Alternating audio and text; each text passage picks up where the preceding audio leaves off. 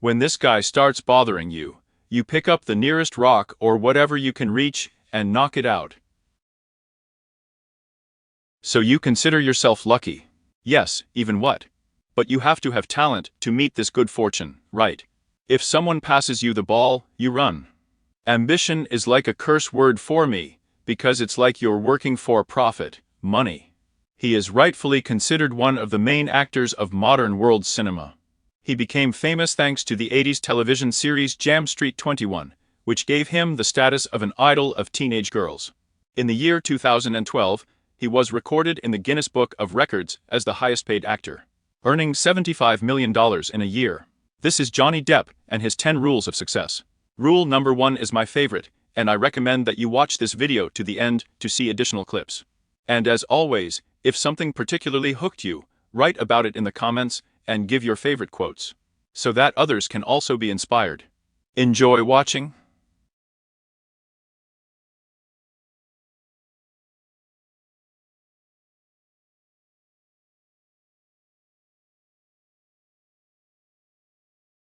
If we could celebrate every breath we take, because nothing lasts forever, we could celebrate every breath we take and exhale.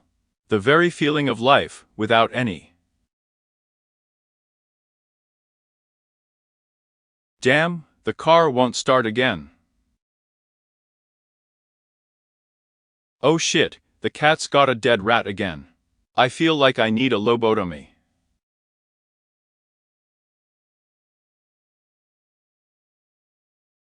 You understand, right?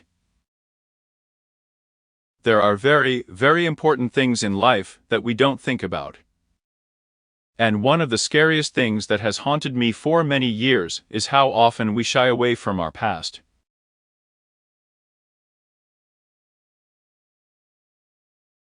We are scared to death of the future, and do not even think about the present.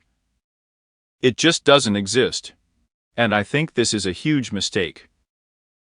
One of the best tips I've ever received in my life was given to me by my mom. When I was a kid from school bullied me all the time. And Mom said, "Listen, now I'm going to tell you what to do. When this guy starts to get to you, waving his fists, you pick up the nearest stone or what you can reach, and knock him out."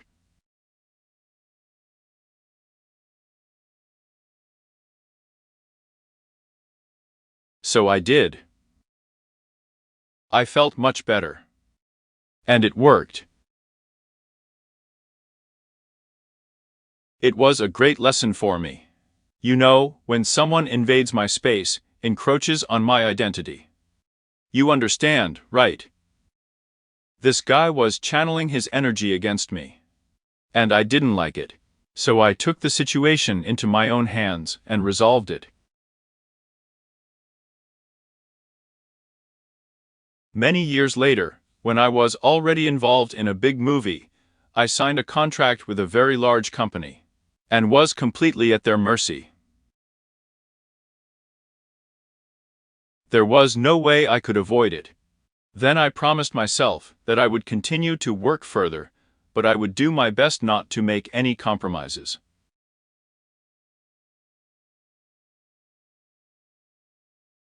And I won't let any of them control me. So I think that's the best advice I could give. Just move on and don't worry about who and what will think of you. Move forward and do what you have to do. For myself. Paul Newman once told me that if a successful person, no matter in what field, does not use the word luck when talking about his career, he is lying. Oh yes, he's absolutely right. So you consider yourself lucky? Yes, even what? Yes. But you have to have talent to meet this good fortune, right? If someone passes you the ball, you run. And if they shoot you down, they'll shoot you down. But maybe you can make it. You can never know that. All I know is that someone in a sense handed me the ball, and this hunger woke up in me, and I ran. Still running.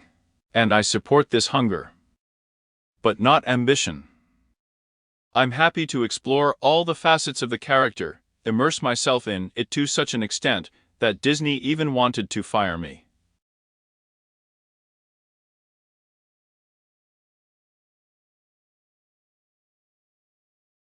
Did they want to fire you from the Pirates?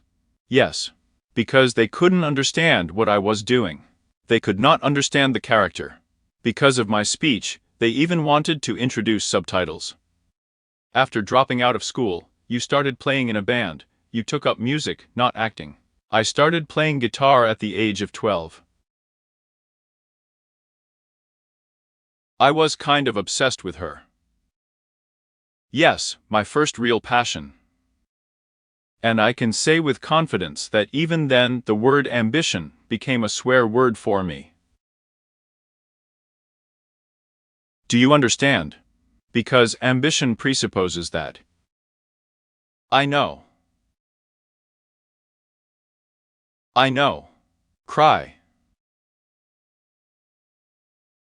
Maybe in 10 minutes I'll be crying myself. So ambition is like a curse word for me, because it's like you're working for profit, money, or some kind of status. And to be honest, I don't even remember this period of growing up, because at the age of 12 or 13, I locked myself in my room and did nothing but strum the guitar, learn chords, learn to play. That was my life. My only consolation. My temple, my haven, my first love. At the end of our session yesterday, you said, "Thanks to Scott for reviving my career." Yes. I don't know if this is a joke, because I've never had the feeling that you have a shortage of box office receipts. I'm begging for them. This has been my main task since the first day, since I was 19. That's all I'm worried about. 20 years of failure will do that to you. But seriously, why did you say that? And how do you understand that this role really succeeded?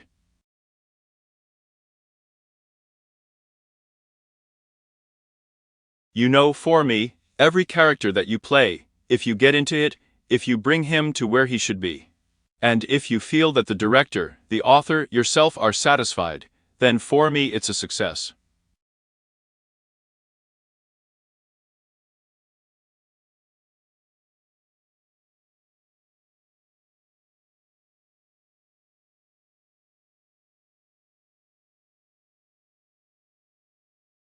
And the box office is something secondary. It's definitely none of my business. And as soon as we finish this movie, I say goodbye to my hero and move on. It's very ironic, you know, you worked at a gas station. I worked at a gas station. Printed prints on t-shirts, sold pens. Yes, a little bit of everything. And here and there. Yes, and the fact that for 20 years, you live with nothing but failures, and then suddenly you star in Pirates. And by yourself an island is very ironic. Are you thinking now about the times when everything was not so good? Yes. Yes. You know, many years ago I worked with a guy, and we talked about money, success, and so on. And once he told me this thing: money doesn't change people, it reveals them. And also with success. And I totally believe it. I think I just opened up. I don't think I've changed. I'm still the same guy pouring gasoline in the car. Still the same guy working as a mechanic. It's just that I have such a strange job right now. When I was offered the role of Willy Wonka. You know, we all grew up with this character played by Gina Walder. Amazing, amazing.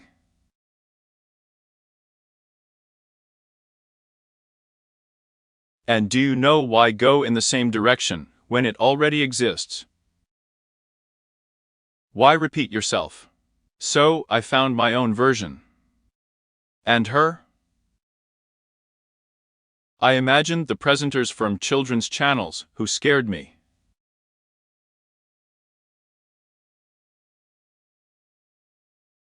They were unpredictable and always repeated that everything was fine.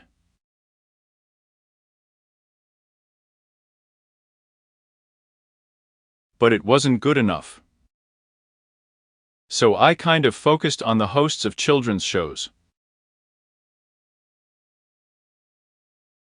And then he found the secret ingredient for his character. And it became George Bush. If he was unrealistically stoned.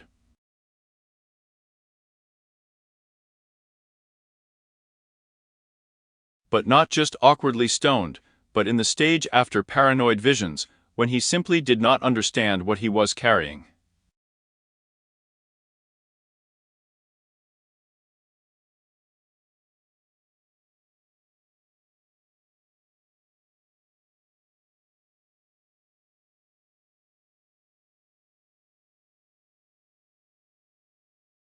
Okay, Mad Hatter.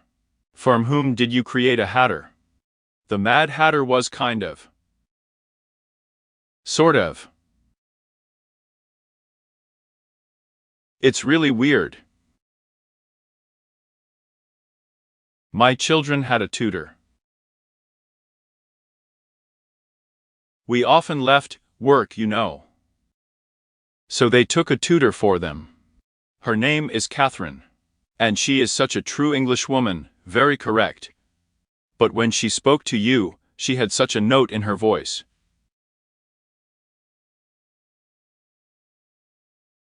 And I tried to absorb this feature of it as much as I could. Because what I liked about her was this. That she talked to you like that. Do you know how some people look away in conversation? In fact, they even close them, as if looking at you. Yes. Have you ever met such a thing? It's weird. So I used Catherine, because when she closed her eyes, looking at you, she made it clear that it was very, very important.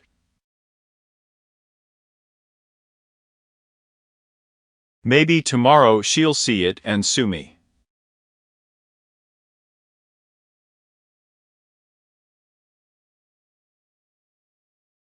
There are things that maybe I should have done. Not from my point of view. From my point of view, I think I did everything right. Every movie I've starred in, I'm glad I made that choice. And I have no regrets whatsoever. But from the point of view of increasing the box office, more profit, I should have done a number of other films in which I did not star. But I'm glad of it. It wouldn't be you. Yes, the reason would be wrong. Everything I happened to do, I did for the right reasons. You need to understand that it doesn't matter what day you have, what you do, where you work, what people think about you, or what is expected of you. None of this matters until you start noticing those who need help.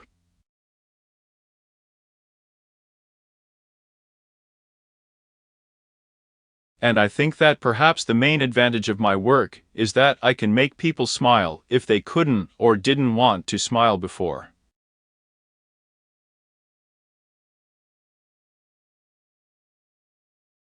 So, yes, that's my job. I saw a Crazy Heart, I saw Jeff Bridges. He's definitely a fantastically talented actor.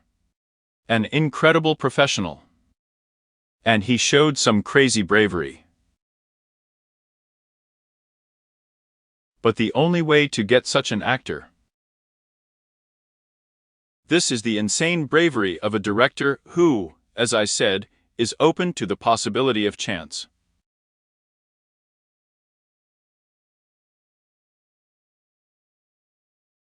Scott and I were talking about working together. I desperately wanted to work with him, and apart from a ton of impressions, frankly, I have never had such a director.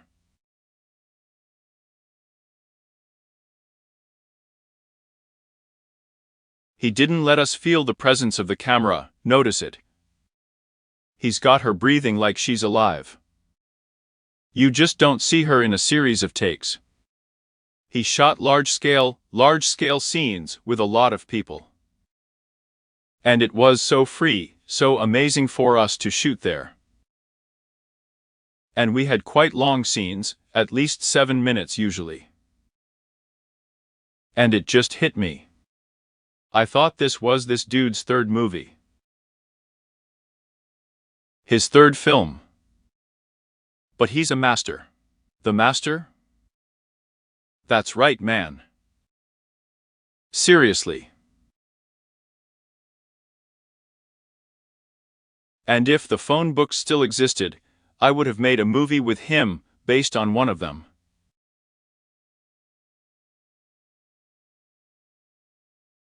Thank you so much for watching. I hope you enjoyed it. I made this video at the request of Kulitik Nagiev. If there is a famous entrepreneur that you would like to see a video about, write about it in the comments and let's see what can be done. I would also like to know which of Johnny's words made the greatest impression on you. What lesson have you learned from this video, and would you like to adopt in your life and business? Leave your comments. And in the end, I would also like to thank Jennifer Price. Thank you so much for purchasing my book and telling me about it on Facebook. I am very, very grateful to you. Thanks again to everyone for watching. I believe in you, and I hope that you continue to believe in yourself and in your business. Have a great day and see you soon.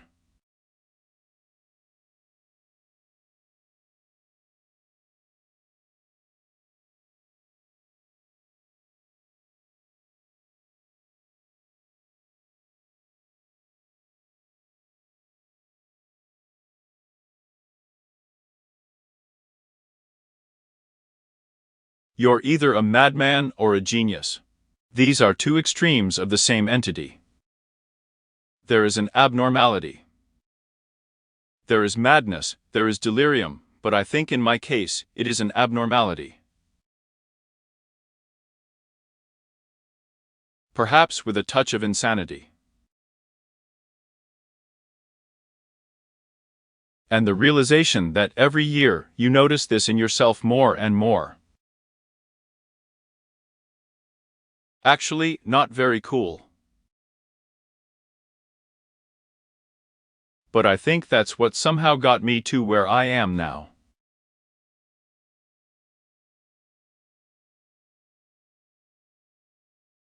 I'm not saying I'm some kind of crazy nut. Although I was often called that. Many times. I don't know, but I hope that people will be able, if they also have similar traits, to accept it in themselves. And use it not as some kind of dignity, but for the purpose of creating, creatively.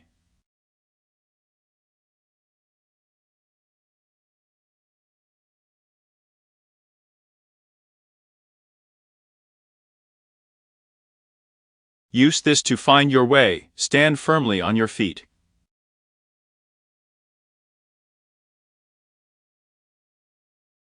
You've never watched any of your movies. Never. How did you try to watch one? At the request of the director. My wife Amber can confirm this, because her elbows then had to work. I was sitting next to her. To my right were the directors and his wife. I fell asleep 35 times. And got it. Honey, wake up.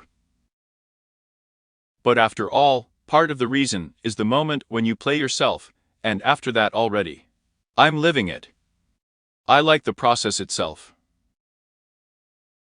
That's what worries me. The process of creation, the process of research. The process of destroying standards, all these boring moves. Because people get tired of the monotony. And I feel like it's wrong. So it's interesting to me, and it's always been interesting, to try to avoid the expected. And Edward Scissorhands was definitely my first real opportunity to feel like I was on the right track.